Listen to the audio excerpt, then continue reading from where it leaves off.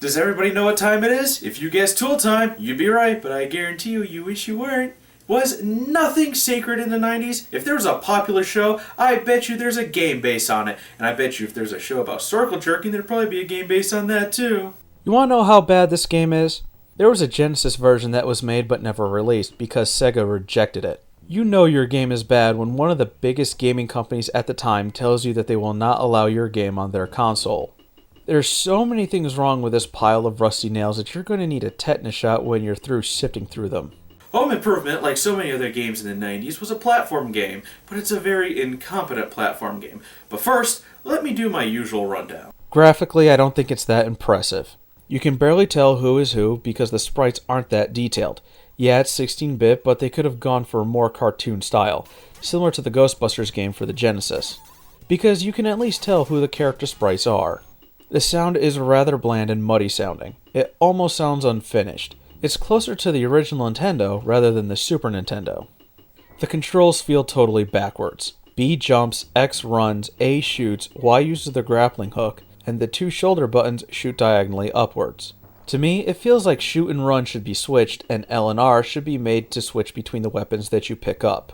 And there's no instruction manual for this game, saying that real men don't need instructions. So you need to figure everything out on your own, which makes an already frustrating game even more frustrating. And it's interesting that I say that. Before I go on, this game borrows its mechanics from Mega Man X and Sonic the Hedgehog. It has multiple weapons, and the control layout is similar to a Mega Man X game, and the nuts and bolts actually serve the same purpose that the golden rings serve in Sonic the Hedgehog. The story is that Tim Taylor's having a new set of tools named after him coming out, and then they're stolen and you have to find them.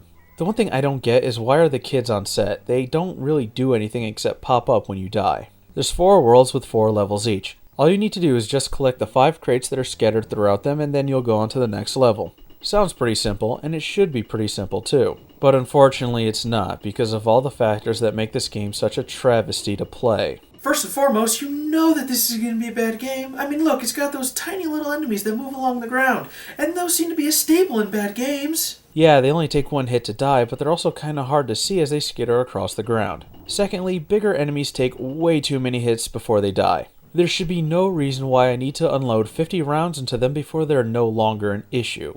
You can upgrade your weapons by picking up a second one of them. That's if you can find a second one. And you can only switch between weapons by picking up a different one. And when you do, it starts back in its unupgraded form. And if you take damage, you lose the upgrades that you've collected unless you grab them before they hit the ground. Slopes will be the bane of your existence, because you always slide down them regardless of how little slanted the hill is. So you're going to have an extremely hard time trying to shoot at enemies if you happen to be on one. When you take damage, and you will, you hardly get that brief few seconds of invincibility after you take a hit, so you can die almost instantly. You're also on a time limit, but you're given about 13 minutes to complete the level, so time isn't a factor, it's just the enemies. You have to break down walls with a sledgehammer to get to certain places or just to continue the level. But it seems like the last box is always the last and most pain in the butt one to break. And if you're on top of these breakable blocks, the jackhammer doesn't work on them at all.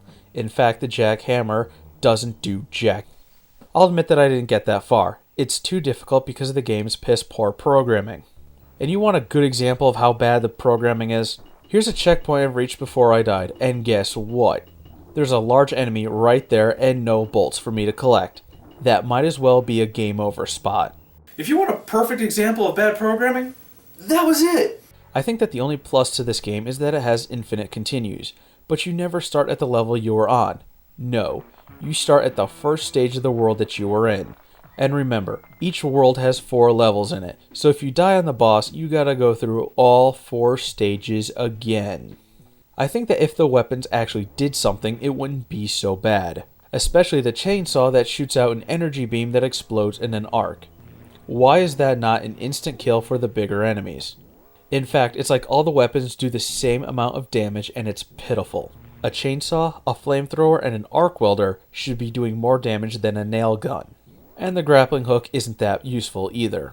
It only latches onto certain surfaces such as those that you can easily pass through. I'm pretty sure that there's a use for it later on in the game, but I'm probably giving this toilet clogger more credit than it deserves. This game is liquid shit and it's unplayable. It's also an insult to Tim Allen, who is probably one of the most famous TV dads of all time. But to me, there's only one TV dad that reigns supreme.